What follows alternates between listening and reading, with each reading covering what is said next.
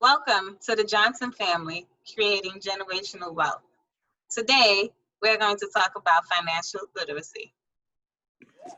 Financial literacy is the ability to understand how to make sound financial choices so you can confidently manage and grow your money.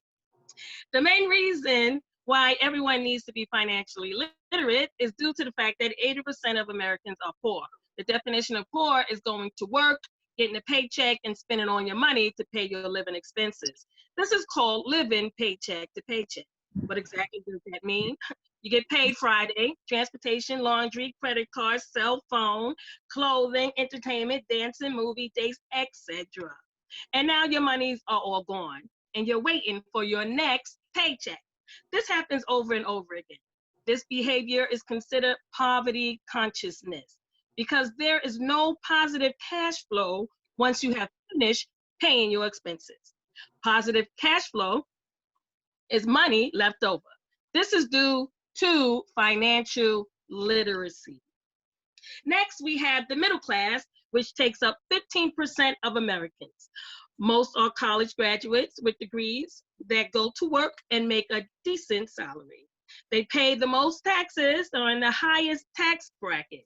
They buy mostly liability things that take money out of your pocket. Example, including a new used car with payments and insurance, a primary home with mortgage, insurance, and property taxes, and even the latest iPhone with high monthly payments. The middle class also incur student debt that takes 10 to 20 years to pay off, with interest occurring at an average rate at 5.8%. Let's not forget the credit card debt that accrues interest from 9 to 29%.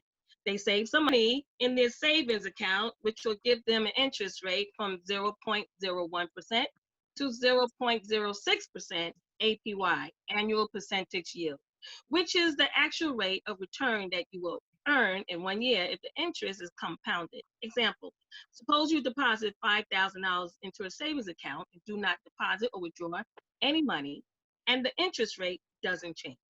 If the account has a 1% interest rate and it compounds annually, the bank pays you interest on your balance each year.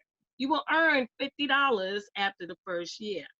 Now, for the real scenario, you have the same $5,000 that have not added or taken money out, and your interest rate at a big bank, which is what big banks give you, is 0.01% APY.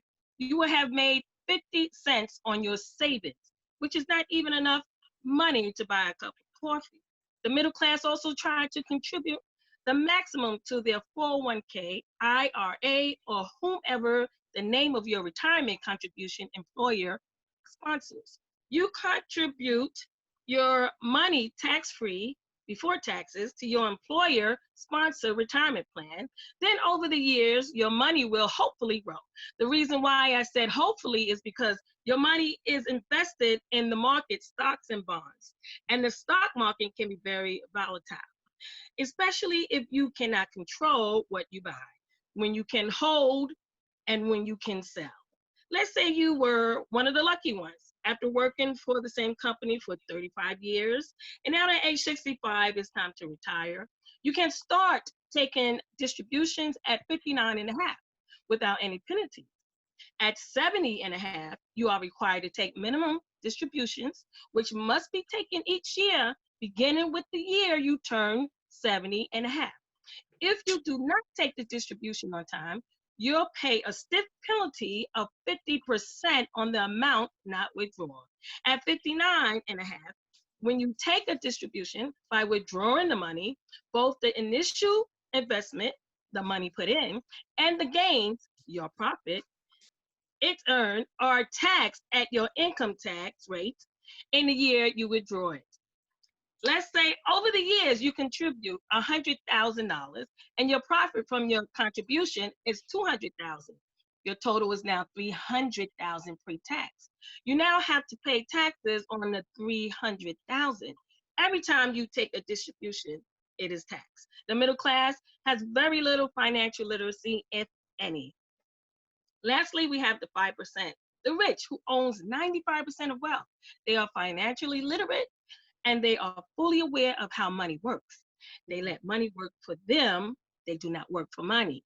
They do not have jobs like a 9 to 5. They own businesses, real estate, and assets, things that put money in your pocket. They do not pay taxes, or if so, very little. They know how the government works, and they do what the government wants in order to prosper. The rich teach their children financial literacy at a very young age. So when they grow up, they have a greater chance of achieving financial success. The rich rarely do not share their financial knowledge. This was the beginning of the elite manipulation and controlling human beings' consciousness. John D. Rockefeller knew if he could control how the children think, they would grow up believing in an altered reality created by the elite. They designed the school system to make us believe we are learning useful things that are essentials to the real world, like algebra, social studies, history, chemistry, biology, physics, art, sociology, things of sort. The only time we need to know these subjects are when we are getting a degree so we can get a job that requires us to know these subjects. In reality, these useless subjects create a smokescreen to make us believe we are learning useful material that we will need in the real world. Why did John D. Rockefeller want us to believe something that is not based on reality? His objective was to train us to be workers, to think like workers and to act like workers. As long as we are trained to be workers and seek jobs, we will not achieve the mass fortune and success that he has. He does not want us to be on his level. Here are some quotes he has said. I don't want a nation of thinkers. I want a nation of workers. He who works all day has no time to make money. I should say, in general, the advantage of education is to better fit a man for life's work. I would advise young men to take a college course as a rule, but I think some are just as well off with thorough business training. John D. Rockefeller is a self-made millionaire. Like 80% of the wealthy people in the world are self-made millionaires and billionaires. With financial literacy, we are that much closer to becoming one of the wealthy, but without it, it's much harder. Food for thought. Who was the richest person in history? I would say Jeff Bezos. I would say the Untitled family. The Walton family. What about Bill Gates? Bill Gates family.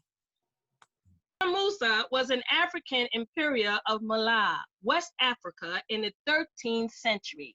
His massive wealth consisted of gold and salt in which he traded. In 1324, a Muslim, set off to Mecca with 60,000 people, whom were court officials, camel drivers, women, 12,000 slaves, sheep, and camel, all covered in gold. He handed gold out to the people as if it was candy. Wow. Oh, wow. Okay. If you like this video, please give it a thumbs up and please don't forget to share and subscribe. So, at what age should children start learning financial literacy?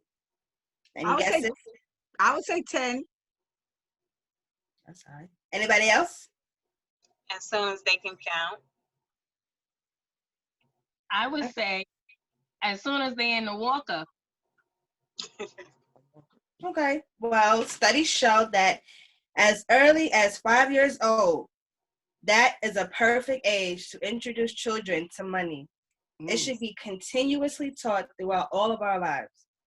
John D. Rockefeller knew if he could control the children by keeping them financially illiterate, then they would grow up to be financially illiterate adults. So, the education of financial literacy starts now, at whatever age. You are never too old to learn financial literacy. Here are 6 financial literacy principles I'm going to give you. 1, is to budget your money. This is very important. Most of us just buy what we want and need without paying attention to where the money went. By doing this, we can overspend and cannot account to where our money went. The most important thing to do when you get paid is to pay yourself first. What that means is when you get paid, you put money away and you don't touch it. Number 2, taxation. Understand that the working class are taxed at the highest rate, and your goal is to pay less taxes and put more of your money in your pocket. The rich do not pay taxes because they have businesses. You also can start a business and pay little to no taxes. Our family will discuss this more at a later date. Number 3, borrowing. This is where there is good debt and bad debt. Good debt is where you borrow money, like using your credit card to buy furniture, supplies, and equipment for your new business. Why is this good debt? Because it can be written off on your taxes. It's used to improve your business, and if your business is profitable, it helps you generate money. Bad debt is using your credit card to buy clothes, go out to dinner, or buy concert tickets. This is bad debt because you cannot profit or make money from your purchases. Number 4, plan for investing. The money that you pay yourself every paycheck, think about investing it. Do the research before you buy an asset. See which one works for you. Becoming wealthy is about owning assets. Number 5, invest to achieve a goal. It works best if you have a goal in mind, like the amount of money you want to make. Let's say you want to make $100,000 by the end of the year. And let's say you have achieved it. Now you need to make another goal, but make it higher up to 500,000 or 1 million. Number 6, preparing your estate. This protects yourself, your family, and all your assets. Once you start building some sort of wealth, it's time to start estate planning. If you have assets over $30,000, you want to protect it. Our family will discuss this more at a later date. Also, can you please like and subscribe to this video and our channel, who will be uploading a video every week.